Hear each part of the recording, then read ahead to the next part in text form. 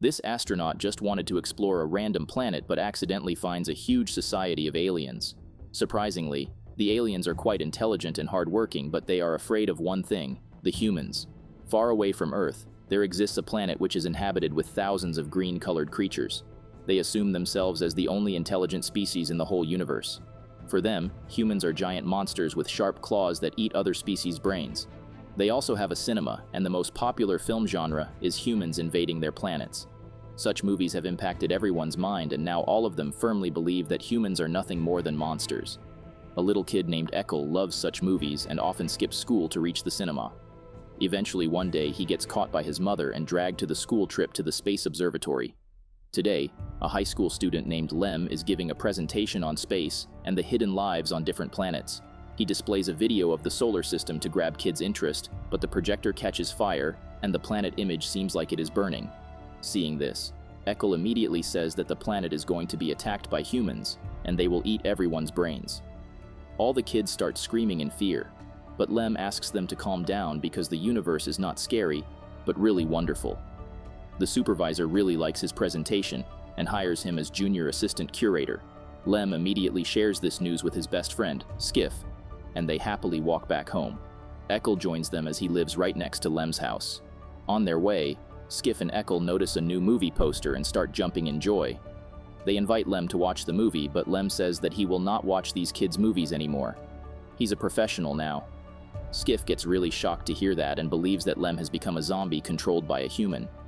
Lem immediately rejects Skiff's weird theories and says that it's time to get over everything they saw in movies.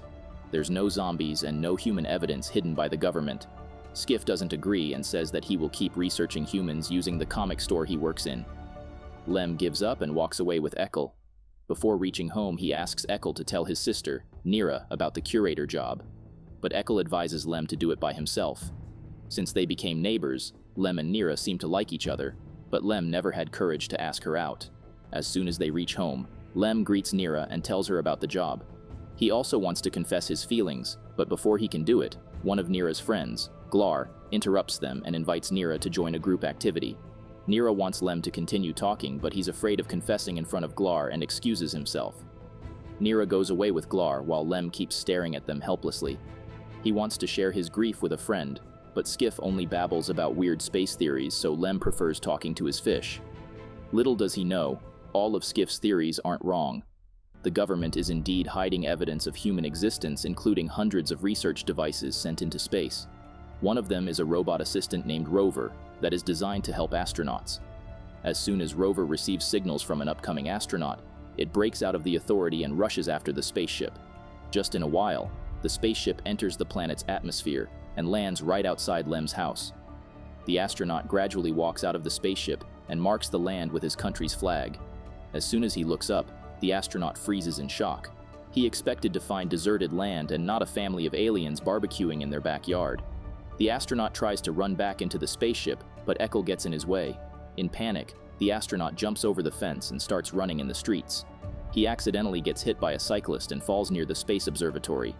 As the police have started looking for him, the astronaut runs away to hide inside the observatory. Meanwhile, the chief officer has reached the secret base for investigation, and he orders the army to spread out in the city. They will not let the monstrous humans take over their planet. The next morning, terror spreads all across the city. The news channels are filled with assumptions about humans and warn the citizens to be cautious. Even in schools, the students are taught how to act in case of a human invasion. However, the most excited person right now is Skiff because he had predicted this event already. He has already started to plan their survival and made preparations to hide inside the caves. Skiff also gives some survival gadgets to Lem and asks him to join the caves. Lem doesn't take him seriously and heads towards the observatory. While cleaning, Lem finds the astronaut hiding behind the curtains. They both start to panic and run here and there. The astronaut accidentally slips down and gets stuck in a decorative hanging. His oxygen pipe breaks and he starts to suffocate. Lem immediately runs to the phone and tries calling for help. Suddenly, the astronaut takes off his helmet and gets happy to realize that he can breathe comfortably. Moreover, he can understand Lem because they are speaking the same language. The astronaut excitedly introduces himself as Captain Charles and asks Lem to tell him more about this planet. However, Lem is only worried about his brain getting eaten. Charles immediately rejects this theory and explains that he is not interested in eating brains at all. He thought that this planet was uninhabited, so he planned to collect some samples, plant some seeds, and return to Earth to collect his award. He never imagined landing in a society of aliens. Hearing this, Lem reminds Charles that he's the alien here. Charles doesn't want to argue over this because he has more important tasks to do. He must find his spaceship and get out of this planet. There's a command module in space that's running out of fuel. It will travel back to Earth in 72 hours, and Charles must reach it before that. Lem immediately refuses to help because he will be thrown in jail if he gets caught helping a human. His life just started getting in place, and Lem doesn't want to ruin it. Charles understands Lem's concern, but he needs to return home. His wife and 11 kids are waiting on Earth and will not survive without him. He starts begging and convinces Lem to help him. He hides the astronaut in his car and drives to Eccles' house where the spaceship landed. It is surrounded by police and citizens that are looking forward to the arrival of the investigation team. Charles believes that the aliens have superpowers, so he asks Lem to knock down all the cops and get the spaceship. Lem refuses to do that and gradually walks to the scene to find a solution. Suddenly, the chief officer arrives and starts the investigation. The team collects all the objects found in the spacecraft and puts them in a special case. They consider Charles's daily used objects as weapons and spread a warning all across the city. The chief officer calls Charles a cruel, sadistic enemy that must be caught as soon as possible. Glar starts singing a song about friendship and advises everyone to welcome the alien, but the chief officer starts suspecting him. Nira agrees with Glar and asks Lem to share his theories about the space. He's an expert in astronomy and always said that humans could be friendly. Before Lem can say anything, he notices an officer heading towards his car. He runs to stop him and accidentally pushes down Nira.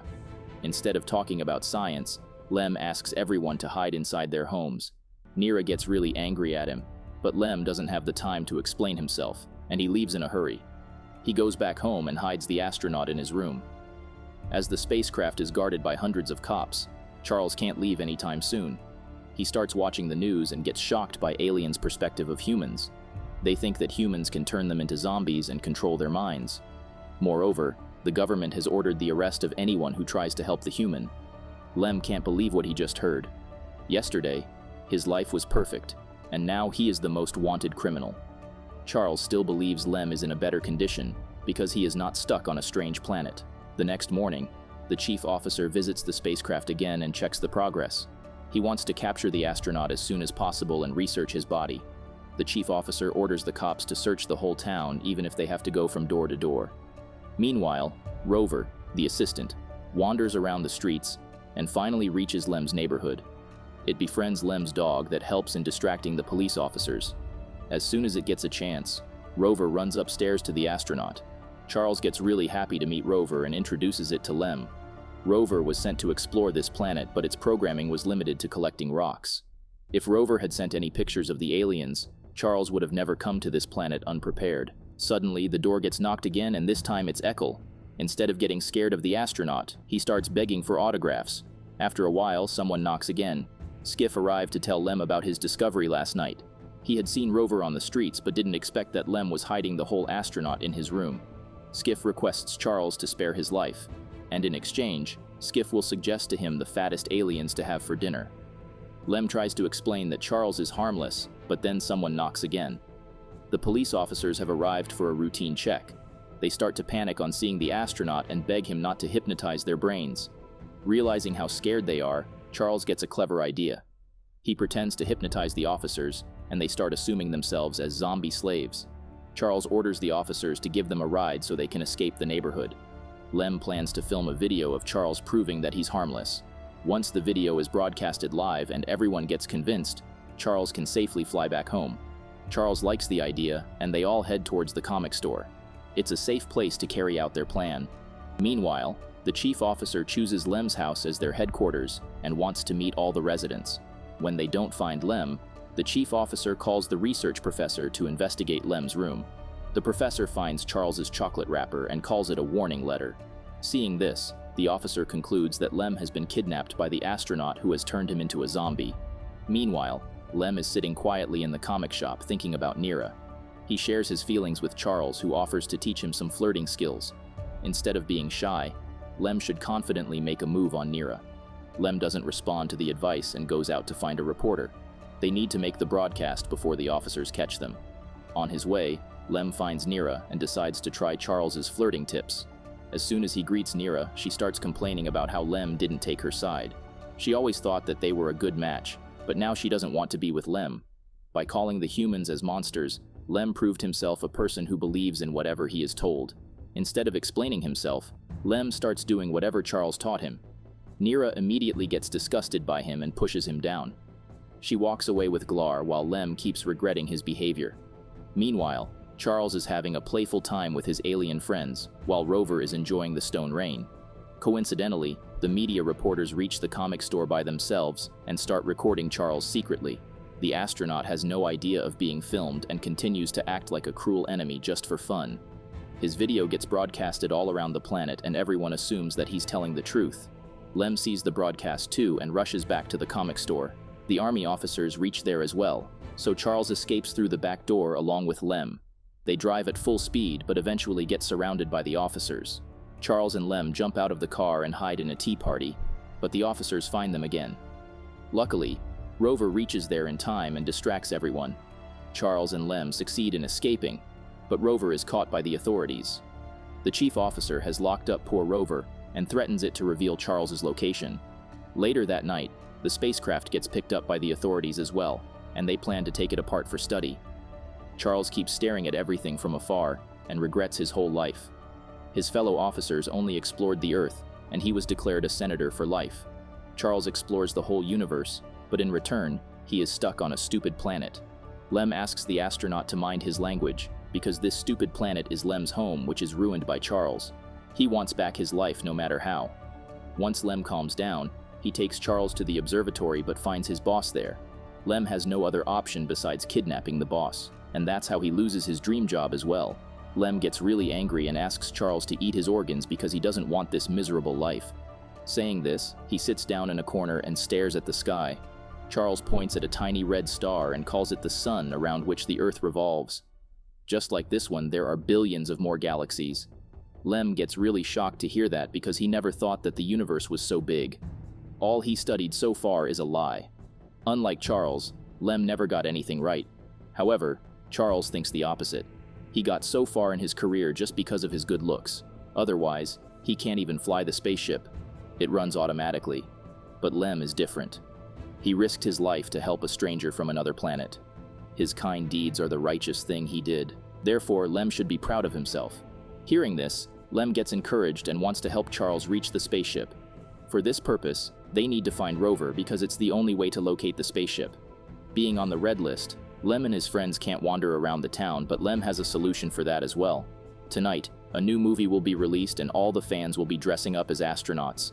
Lem, Charles and his friends do the same and blend in with the crowd.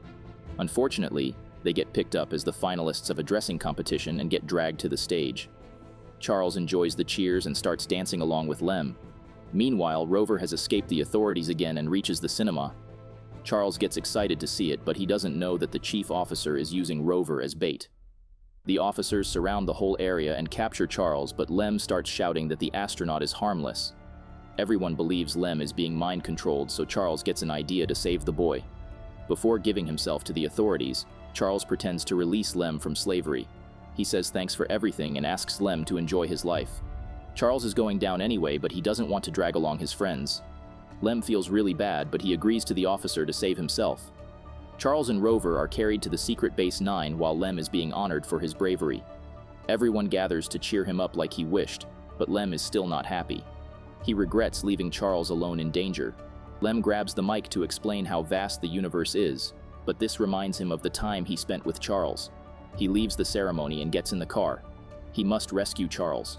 Nira and his friends want to help too, but they need Rover to locate the Base 9. Little did they know, Rover managed to escape again. It takes them to an abandoned shop in the middle of the desert and starts pointing at the ground. No one understands what it means and decides to grab a drink. As soon as Skiff pulls the drink, the shop opens up to reveal the entrance of the Base 9. Lem calls Glar and his band to distract the officers and uses this chance to sneak inside the labs. They crawl through the air vent and reach the room where Charles is going to be dissected. Thankfully, Rover stops the professor in time and saves Charles. They all proceed to get the spaceship, but the army officers surround them from all sides. The chief officer pulls out the button to explode the whole Base 9 because it's too dangerous to let the human live. Lem asks the chief to think again, because it's not the aliens or humans they are afraid of. They are actually afraid of the unknown. Saying this, Lem presses the destruction button by himself and advises the officers to run away. Everyone evacuated the building while Charles got in the spaceship with his friends. However, the chief officer is stuck in the fire. Though Chief tried to kill him, Charles still risks his life to save the chief officer. He takes the spaceship up in the sky and shows everyone a glimpse of the space. Afterward, they land back on the ground, but the chief officer doesn't let anyone harm Charles. Instead, they honor him for telling everyone so much about the universe. Before getting in the spacecraft, Charles says thanks to everyone and promises to contact them after reaching Earth. However, Rover wants to stay back and start a new life with his alien friends.